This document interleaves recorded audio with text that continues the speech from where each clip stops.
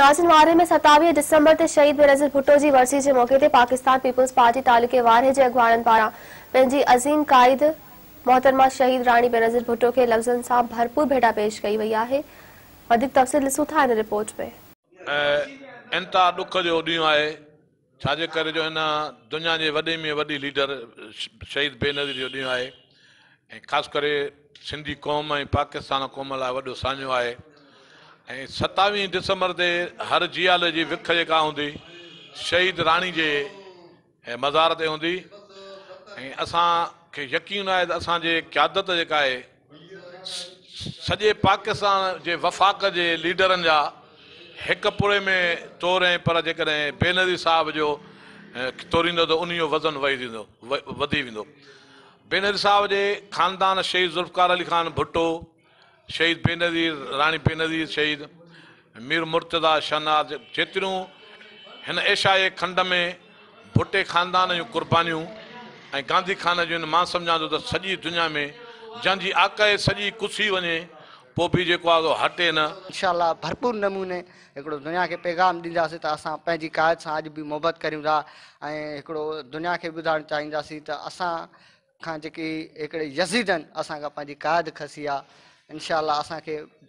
पंहिंजे चेयरमैन बिलाल भुट्टो ज़रदारी साहब असां में उमेदूं आहिनि। उहो मोहतरमा जे मशीन खे खणी अॻिते हली रहियो आहे ऐं ताज़ो ई तव्हां ॾिसो त असांजी बीबी आसपा हिकिड़ो सियासत में एंट्री थी आहे, उहा शानदार एंट्री जंहिं ते दुनिया तबसरा करे चुकी आहे, हिकिड़ो उनखे साराहे चुकी आहे त बीबी आसपा मोहतरमा बेनज़ीर भुट्टो जी शिकिल में असांखे हिकिड़ी कायद मिली आहे ऐं असांखे इंतहाई घणी ख़ुशी आहे।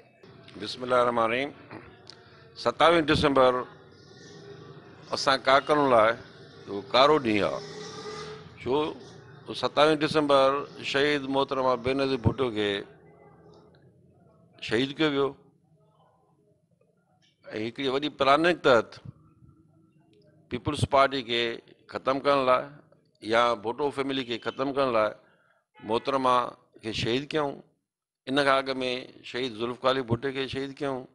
उन जा 2 नौजवान पुट शहीद कयूं। त सम्झ में नथी अचे त आख़िरकार ही चाहिनि छा था। दुनिया त इहा सोचींदी आहे त असांखे हिकु ज़हीन लीडर मिलनि, पर पाकिस्तान खे शायदि ज़हीन लीडरनि जी ज़रूरत नाहे जो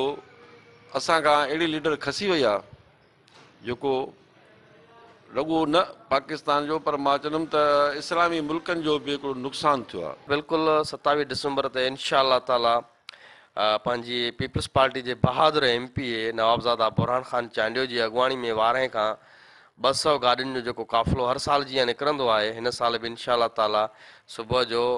पीपल्स पार्टी जे MPA नवाबज़ादा बुरहान ख़ान चांडियो ऐं 12 पाकिस्तान पीपल्स पार्टी जे तालका सदर रियाज़ी नबड़ो, यूथ PSF जा जेके वर्कर आहिनि, असांजा हारी विंग जा अॻुवान आहिनि, इहे सभई असांजा दोस्त गॾिजी निकिरंदा आहियूं हिते ऐं असांखे ख़ुशी थींदी आहे त असांजा वर्कर असां सां गॾु हूंदा आहिनि। पर ॾुख हीअ बि हूंदो आहे त असांजी क़ाइद असां खां परे हूंदी आहे, उहा असांजे विच में न हूंदी आहे। उनजे लाइ असीं वफ़ाक़ी हुकूमत खे ख़ासि करे ॿुधाइण था चाहियूं त जेकी पाकिस्तान पीपल्स पार्टी जे वर्करनि जियालनि या उन्हनि जे अॻुवाणनि जे लाइ उन्हनि जेके कूड़ा केस जेके नेब ज़रिए खोलनि था या उन्हनि खे हिरासत था कनि, मां इमरान हुकूमत खे ॿुधाइण थो चाहियां त बिल्कुलु अवां छा बि कयो कीअं बि कयो पर पीपल्स पार्टी जो वर्कर कारकुन तव्हांजी इन चालनि खे सुञाणे थो, तव्हांजे अॻियां न कॾहिं झुकियो आहे न झुकंदो ई। अहमद अली चांडियो, मेहरान TV, तालका वारे।